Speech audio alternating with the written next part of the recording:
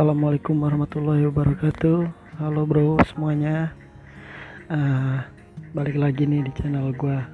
Kali ini gua mau ngebahas tentang pentingnya kita memperhatikan burayak yang masih rentan terhadap predator ya, terutama burayak-burayak di bawah umur 3 minggu.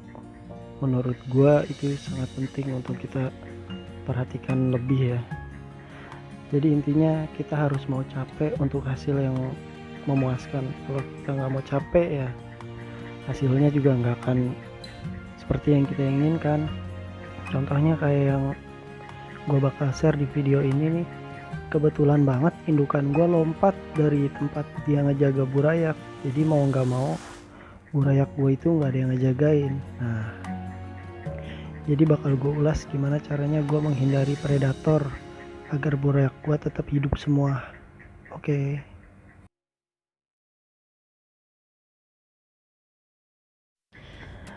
Nah, jadi ini adalah burayak gua usia 6 hari, bro. Nah, jadi kenapa di lubukan burayak gua ini banyak predatornya tuh karena gua endapkan airnya itu beberapa hari sebelum gua nuang burayaknya. Nah, tadinya predator-predator ini emang sengaja untuk pakan indukannya. Ternyata indukan gue itu lompat bro di hari keempat dia ngejaga burayak tuh lompat, kayaknya tutupnya terbuka sendiri. Tapi alhamdulillah sih burayaknya hidup. Nah, jadi predatornya tuh encu-encunya tuh jentik, kalau kita sering nyebut jentik tuh banyak banget di sini. Tuh. Jadi jentiknya jumlahnya hampir sama kayak burayak gua.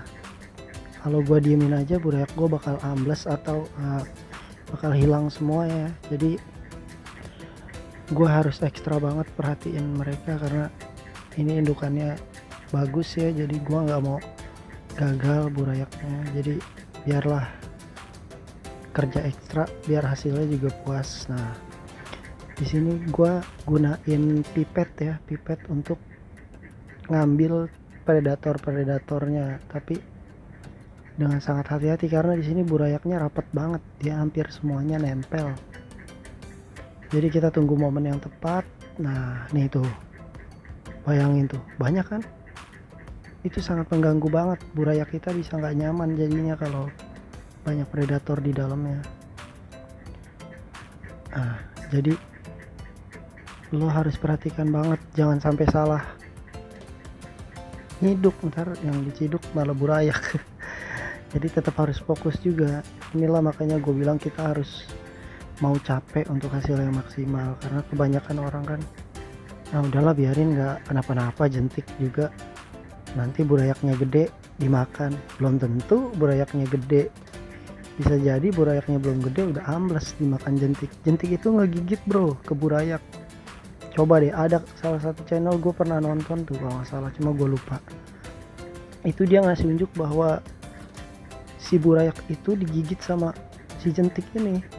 Makanya kita perlu hati-hati karena burayak itu kadang stres juga karena nggak nyaman, ada benda asing yang mengganggu dia di dalam lubukannya.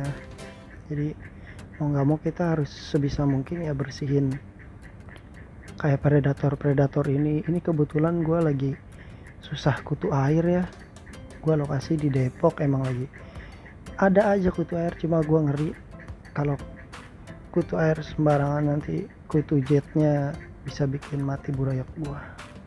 Tuh lihat bro, jumlahnya banyak bro. Itu gue ngambil dengan sangat hati-hati agar burayak gue memang gak kena ya. Jadi sini kita harus tetap fokus, kita tunggu sampai jentiknya naik bro.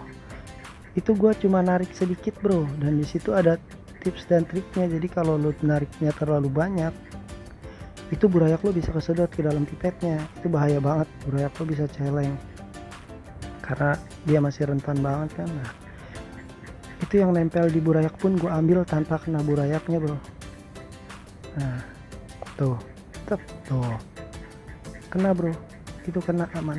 Tuh banyak banget kan, gokil nih jentik, ganggu banget asli.